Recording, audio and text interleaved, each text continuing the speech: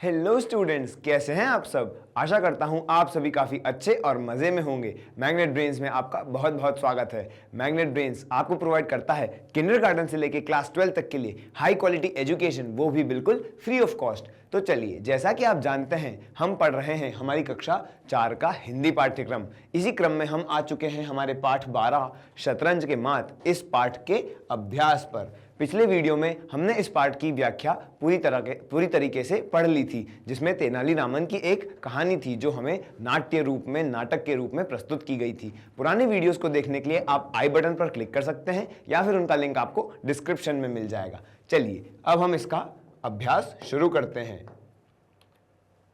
बातचीत के लिए प्रश्न पहला, आपको यह नाटक कैसा लगा और क्यों। यह प्रश्न तो सीधा आप ही से किया गया है। आपको यह नाटक कैसा लगा। हमें तो यह नाटक बहुत अच्छा लगा। और क्यों अच्छा लगा? क्योंकि यहाँ पर हमें तेनालीरामन की चतुराई देखने को मिली और हमें राजा और तेनालीरामन के बीच जो वार्तालाप हुई उसमें काफ़ी आनंद भी आया। और वहीं पर हमने जो चाल चलने वाले दरबारी थे उनको जब पछतावा हुआ, जब वो दुखी हुए, तब भी हमें बहुत अच्छा लगा।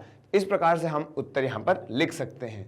ठीक है बच्चों, मुझे यह नाटक बहुत अच्छा लगा क्योंकि इस नाटक में तेनालीरामन की चतुराई व सूझबूझ देखने को मिलती है कि वह कैसे अपनी सूझबूझ से और तर्क शक्ति के आधार पर दंड से बच जाता है। ठीक है बच्चों, चलिए आगे बढ़ें। प्रश्न 2, आपने तेनालीरामन के किस्सों की तरह और किसके बुद्धिमानी के किस्से सुने हैं? उनमें से कोई एक किस्सा सुनाइए। आपने क्या तेनालीरामन की तरह और भी किसी बुद्धिमान व्यक्ति के किस्से सुने हैं? मुझे पता है आपने जरूर सुने होंगे। आपने बीरबल का नाम सुना है? हाँ, अकबर के दरबार में एक तर्क करने वाला व्यक्ति, उनका सलाहकार था बीरबल। तेनालीरामन के किस्सों की तरह हमने बीरबल की बुद्धिमानी के किस्से भी प्रचलित सुने हैं। उनमें से कोई अगर आपको याद हो तो आप भी बता सकते हैं। एक किस्सा मैं आपको बताता हूं। चलिए सबसे पहले बात करते हैं पुराने समय की, अकबर और बीरबल के समय की। एक बार अकबर के दरबार में ऐसी शर्त रखी गई कि जो भी रात भर पानी में खड़े रहकर तपस्या कर लेगा, रात भर पानी में खड़ा रहेगा ठंड के मौसम में, उसे सुबह काफ़ी इनाम दिया जाएगा, बहुत सारी मोहरें अशर्फियाँ दी जाएंगी भेंट में। ऐसी शर्त अकबर के दरबार में रखी गई। तब एक व्यक्ति ने उसी चुनाव को स्वीकार कर लिया, उसी चुनौती को स्वीकार कर लिया कि मैं रात भर पानी में खड़े रहने के लिए तैयार हूं, क्योंकि वह बहुत गरीब था और उसे पैसों की ज़रूरत थी। तो वह आदमी सभी सैनिकों के साथ उस आदमी को रात में नहर के पास ले जाया गया और फिर नहर में, नदी में उतार करके उसे ऊपर के पूरे कपड़े खोल करके और ठंड में वहाँ खड़े रहने को कहा गया और कहा कि तुम्हें रात भर यहीं खड़े रहना है और किसी भी प्रकार की गर्मी के लिए उपाय नहीं करना है, तब तुम्हें सुबह मिल जाएगा इनाम। लेकिन जब वह सुबह आया तो उसे इनाम देने से मना कर दिया गया। क्यों? क्योंकि किसी सैनिक ने ऐसा कह दिया कि दूर किसी मंदिर में एक दीपक जल रहा था। उस दीपक को देख देख कर यह गर्मी प्राप्त कर रहा था और उस दीपक की गर्मी से ही इसे रात भर निकालने की क्षमता मिली, वरना कोई भी ऐसा नहीं कर सकता था। तब यह बात पर बहुत चर्चा चली।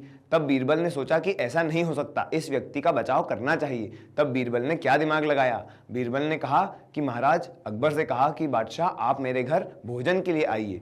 अगले दिन बादशाह को भोजन के लिए अकबर ने अपने घर बुलाया और जब बादशाह पहुंचे, बादशाह ने सोचा थोड़ी देर से चलेंगे क्योंकि खाना बनने में देर हो सकती है, इसलिए वह थोड़े विलंब से भी गए। लेकिन उसके बाद भी देखा वहां पर जाकर तो बीरबल सब्जियां काट रहे थे और कहा कि बीरबल बताओ क्या पकाया है। बीरबल कहता है कि महाराज बस मैंने चूल्हे पर खिचड़ी को चढ़ा दिया है और अब खिचड़ी जैसे ही बनती है वैसे ही हम खाएंगे। तो बादशाह ने पूछा कि कहाँ है खिचड़ी, दिखाओ। तो जैसे ही आंगन में ले जाकर के बीरबल ने दिखाया, नीचे तो आग जल रही थी और उससे 10 हाथ की दूरी पर ऊपर पेड़ पर एक मटकी लगी थी और बीरबल ने दिखा करके कहा कि महाराज वो देखिए, उस मटकी में खिचड़ी है और वो इस आग से पक रही है। तब बादशाह ने कहा कि अरे ये कैसी मूर्खता की बातें करते हो, क्या भला ऐसा भी कभी हो सकता है? इतनी दूर आग से क्या वहां गर्मी पहुंचेगी? तब बीरबल ने कहा महाराज मैं भी तो आपको यही कह रहा हूं, जैसे वह व्यक्ति रात में नहर में खड़ा था, क्या दूर मंदिर में जलते दीपक से उसे कभी गर्मी मिल सकती है? इसी प्रकार तो महाराज भी बहुत खुश हुए, दोनों ने बना करके खिचड़ी पाई और उसके बाद उस गरीब व्यक्ति को भी उसका उचित इनाम दे दिया गया। तो देखा आपने, इसी प्रकार जैसे तेनालीरामन की चतुराई थी वैसे ही बीरबल की चतुराई की हमने एक कहानी सुनी। चलिए अब आगे बढ़ते हैं। प्रश्न 3, तेनालीरामन की तरह क्या आपने भी कभी किसी कठिन परिस्थिति को संभाला है? यदि संभाला है तो कैसे संभाला है? यदि आपने किसी कठिन परिस्थिति को संभाला हो तो उसका आप उत्तर अपने अनुभव से यहाँ पर लिख सकते हैं। ऐसा कोई किस्सा जब आप किसी विपरीत परिस्थिति में, किसी विपत्ति में फंस गए और आपने अपनी बुद्धिमानी से, अपनी चतुराई से उस कठिन परिस्थिति को संभाला हो, यह आप किस्सा यहाँ पर लिख सकते हैं। चलिए, यदि तेनालीरामन शतरंज का खेल जानते तो नाटक का अंत कैसे होता? सोचिए जरा, यदि तेनालीरामन को शतरंज का खेल खेलना आता तो क्या होता? वह खेल खेल लेते और यदि अच्छा खेलते तो राजा को हरा भी देते। इतनी सब घटना घटती ही नहीं। यदि तेनालीरामन शतरंज का खेल जानते तो नाटक के अंत में हो सकता है कि वह खेल जीत जाते और राजा को हारना पड़ता, है ना? अब अगला सोचिए और लिख लिए। प्रश्नों के उत्तर पाठ के आधार पर देना है हमें यहां पर इस गतिविधि में। सभी दरबारी तेनालीरामन से ईर्ष्या क्यों करते थे? यहां पर क्या प्रश्न है? सभी दरबारी जो थे वह तेनालीरामन से ईर्ष्या क्यों करते थे? क्या लगता है आपको? मैं बताता हूं। तेनालीरामन महाराज जी का बहुत ही प्रिय था और बहुत ही बुद्धिमान था। हर बार अपने तर्क से सबकी बातों को झूठा साबित कर देता था। इसीलिए जो दरबारी थे वह उससे ईर्ष्या करते थे। सभी दरबारी तेनालीरामन से ईर्ष्या इसीलिए करते थे क्योंकि महाराज उनकी बहुत प्रशंसा करते थे। वे तेनालीरामन से अत्यंत प्रसन्न थे तथा उन्हें बहुत मान सम्मान देते थे। यह बात दरबारियों को बिल्कुल पसंद नहीं थी, इसीलिए वह तेनालीरामन से ईर्ष्या किया करते थे, है ना? चलिए, दरबारियों ने राजा से तेनालीरामन के बारे में क्या कहा? दरबारियों ने तेनालीरामन के बारे में राजा से क्या कहा था? दरबारियों ने तेनालीरामन के बारे में राजा से कहा कि वे शतरंज के अद्भुत खिलाड़ी हैं। इस खेल में वे अच्छे अच्छों को मात दे चुके हैं, अच्छे अच्छों को हरा चुके हैं, हरा देते हैं। इस प्रकार की बात दरबारियों ने राजा से कही। शतरंज खेलते समय राजा को तेनालीरामन पर क्रोध क्यों आ रहा था? आपको क्या लगता है क्यों आ रहा था राजा को तेनालीरामन पर क्रोध?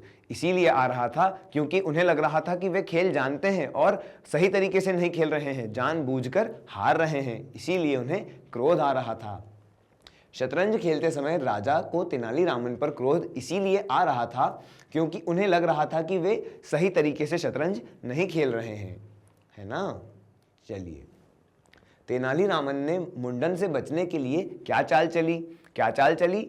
उसने कह दिया कि महाराज मेरे तो माता पिता आप ही हैं, मुंडन तो माता पिता के स्वर्गलोक गमन पर किया जाता है और ऐसे में मैं कैसे करवा सकता हूँ, है ना? तेनालीरामन ने मुंडन से बचने के लिए महाराज से कहा कि माता पिता के स्वर्ग सिधारने पर ही मुंडन किया जाता है और आप ही मेरे माता पिता हैं, आप विराजमान हैं, आपके स्वर्ग सिधारने से पहले मैं मुंडन करवा लूंगा तो अवश्य आप पर मुसीबत आ जाएगी। इस प्रकार से कहकर वह अपने मुंडन से बच गया। घर में खेले जाने वाले खेलों में आपको सबसे अच्छा खेल कौन सा लगता है? वह खेल कैसे खेला जाता है? आपको जो भी खेल घर में खेले जाने वालों खेलों में से यदि अच्छा लगता है आप उसके बारे में यहाँ पर लिख सकते हैं और उसके नियम तो आपको पता ही होंगे, वह नियम भी आप लिख सकते हैं, जैसे कि सांप सीढ़ी, शतरंज या फिर ताश के पत्ते का खेल या फिर लूडो का खेल। लूडो का एक लोक प्रचलित भी खेल है, क्या आपने वह खेला है? उसे आपकी भाषा में क्या कहते हैं आप ज़रूर बताइएगा। इस प्रकार से आप यहाँ पर अपना मनपसंद खेल लिख सकते हैं, जैसे कि कैरम अच्छा लगता है, इस पर बोर्ड पर गोटियों की सहायता से खेला जाता है। इस प्रकार आपको जो भी खेल अच्छा लगता हो आप उसके बारे में यहाँ पर लिख सकते हैं। अब यहाँ पर हमें कहना है किसने किससे कहा। हमें इन पंक्तियों को देखकर बताना है कि यह पंक्ति किसने और किससे कही थी। चलिए, शतरंज, क्या तेनालीरामन शतरंज के शौकीन है? यह किसने कहा था? यह कहा था राजा ने दरबारियों से, है ना? अगला, और यह है मेरा दाव, यह वाक्य किसने कहा था? यह वाक्य कहा तेनालीरामन ने राजा से जब वह शतरंज खेल रहे थे। अरे, इतने महान आदमी का मुंडन, किसके वाक्य हो सकते हैं ये? हाँ, यह वाक्य थे नाई के, जो उसने कहे थे राजा से। हाँ महाराज, बड़े बड़ों को मात दे दी है तेनाली ने। किसने कहा था यह कहा था पहले दरबारी ने, वो भी राजा से। उठो उठो, तुम्हें कोई दंड नहीं मिल रहा है। किसे कहा था यहाँ महाराज जी ने? महाराज ने जब तेनाली के मुंडन करने के लिए नाई आया दरबार में, तो नाई से कहा था कि उठो, तुम्हें दंड नहीं दिया जा रहा। यह कहा था राजा ने नाई से, है ना। इस गतिविधि को भी आप देख लीजिए। आगे बढ़ें। चलिए अब भाषा की बात। हम शब्दों को देख करके हमारी भाषा को और अच्छा सुधारने का प्रयास यहाँ पर करते हैं। आइए देखते हैं। दिए गए शब्दों का मिलान उनके समान अर्थ वाले शब्दों से कीजिए। यहाँ पर शब्द दिए हैं, उनका अर्थ इस तरफ दिया है, हमें उनका मिलान करना है।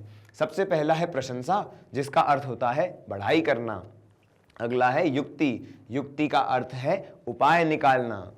मात, मात मतलब होता है हार।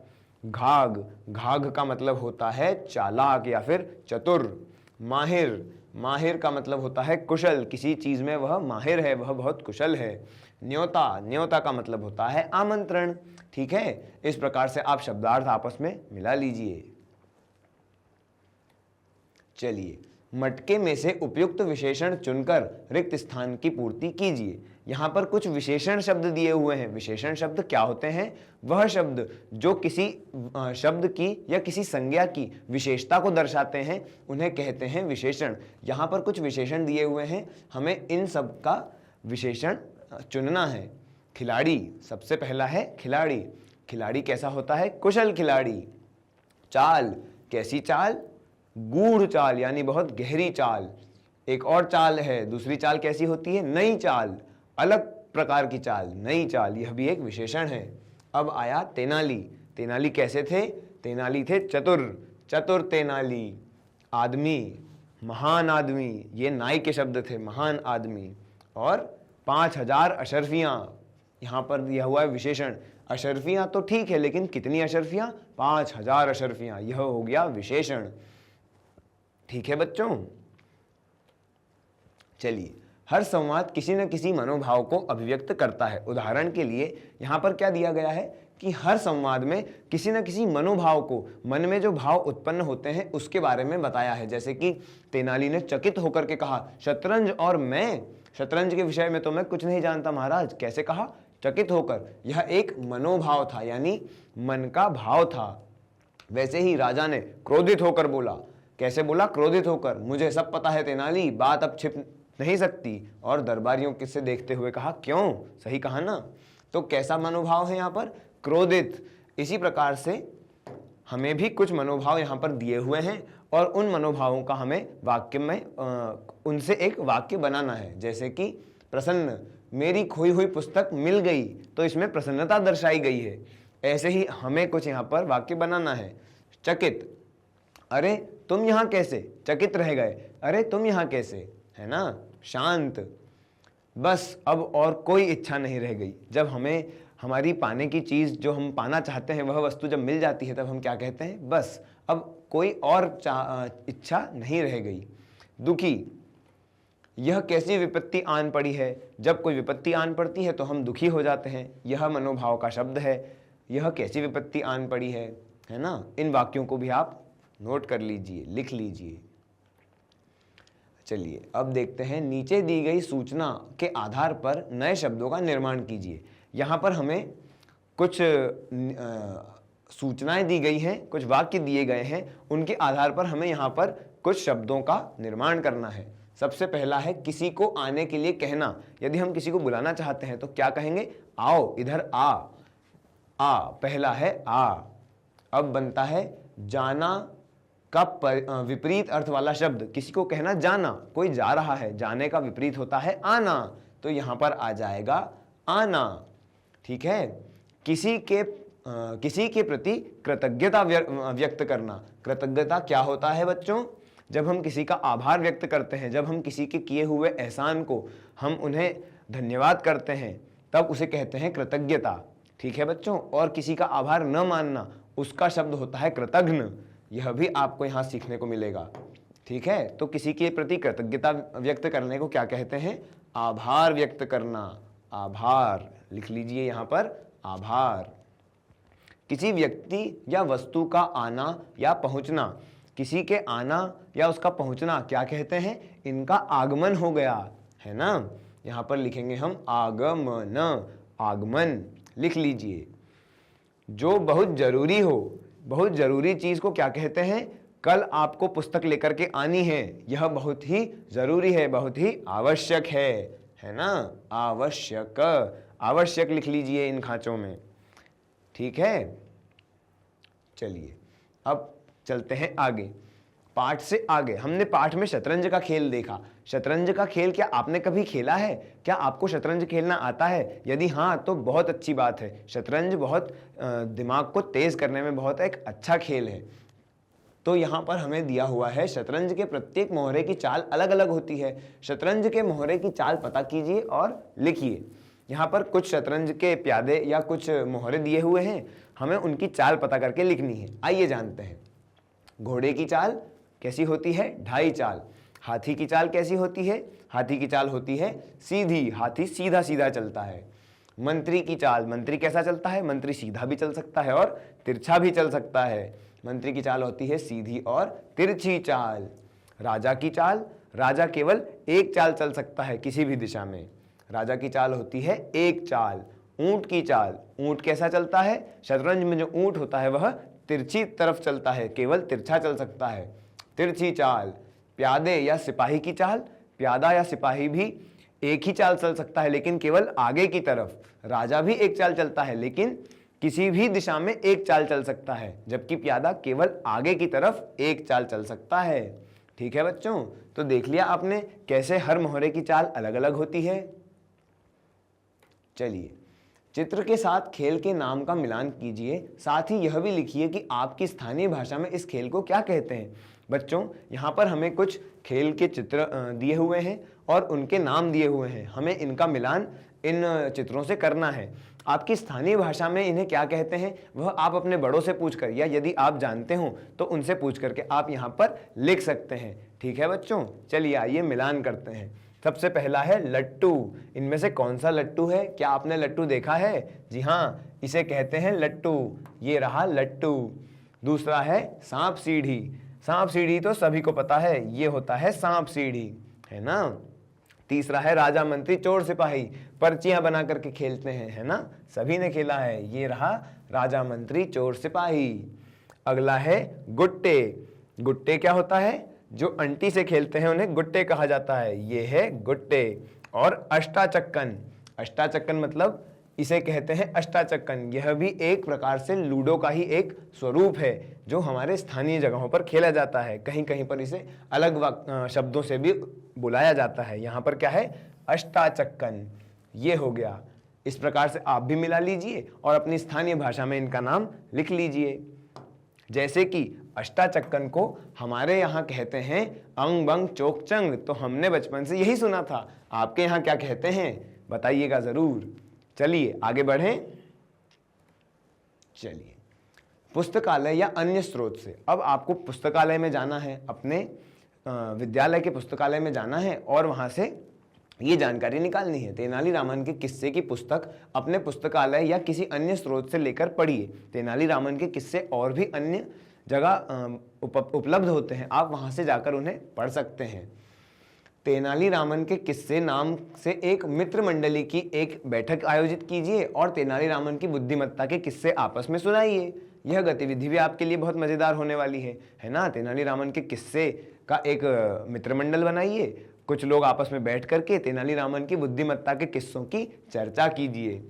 ठीक है बच्चों, चलिए शतरंज की भूल भुलैया। यहाँ पर हमें एक भूल भुलैया दी हुई है शतरंज के रूप में, और इसमें क्या करना है? केवल नाम वाले शब्द यानी कि संज्ञा को एक दूसरे से मिलाते हुए मंत्री को हमें राजा तक पहुंचाना है। ये रहा मंत्री और ये रहा राजा, हमें मंत्री को राजा तक पहुंचाना है।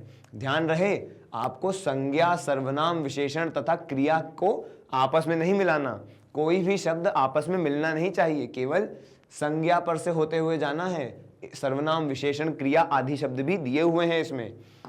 पहले तो हम देखते हैं कि संज्ञा, सर्वनाम आदि होते क्या हैं। संज्ञा तो कहते हैं किसी भी व्यक्ति, वस्तु, स्थान के नाम को, जो उन्हें संबोधन करने के लिए उपयुक्त शब्द होते हैं उन्हें सर्वनाम कहते हैं, जैसे कि मैं, वह, तू। विशेषण जो किसी भी चीज की विशेषता को दर्शाए उन शब्दों को कहते हैं विशेषण, और जो किसी कार्य को किया जाए उस क्रिया को दर्शाएं उन्हें कहते हैं क्रिया शब्द। चलिए हमें किन्हें मिलाना है, केवल संज्ञा शब्दों को। तो आइए शुरू करते हैं।